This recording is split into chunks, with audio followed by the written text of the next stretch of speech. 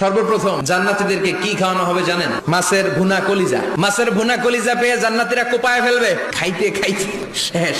ফেরেশতারা বলবে এত খাইয়েন না, সামনে আরো আছে। বড় বড় পার্টি হবে, খাওয়া দাওয়া শুরু হবে। এবার কলিজা ধুইয়া জান্নাতীরা কোপানো শুরু করবে পাখির ভুনা গোশত। সুবহানাল্লাহ পড়েন। একটার চেয়ে আরেকটা সুস্বাদু। জান্নাতীরা জান্নাতে যখন ফলমূল খাবে, ফলমূলগুলো যখন তাদের কমন করে যাবে, তারা বলবে আল্লাহ এই কমন ফল দিলেন কেন?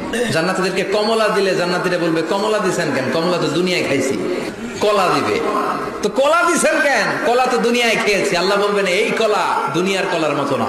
দুনিয়ার কলার ছোলা ফেলে দিতে হয়, বিচি ফেলে দিতে হয়, পাতা ফেলে দিতে হয়। জান্নাতের ছোলা ফালা লাগবে না। ছোলা খাও, ছোলা আরো মজা। খাবারের পর্ব শেষ, এবার ড্রিঙ্কস এন্ড বেভারেজ। 4 ধরনের শরাব থাকবে আপনাদের জন্য। নাম্বার 1 মিনারেল ওয়াটার, বিশুদ্ধ পানি। নাম্বার 2 দুধের ঝর্ণা। নাম্বার 3 মধুর ঝর্ণা। নাম্বার 4 মদের ঝর্ণা। প্রাণ ভরে জান্নাতীরা এই মদ পান করবে। দুনিয়াতে মদ খাওয়া আমাদের জন্য হারাম। আমরা দুনিয়াতে মদ খাবো না, জান্নাতে যে খাবো কোপায়া।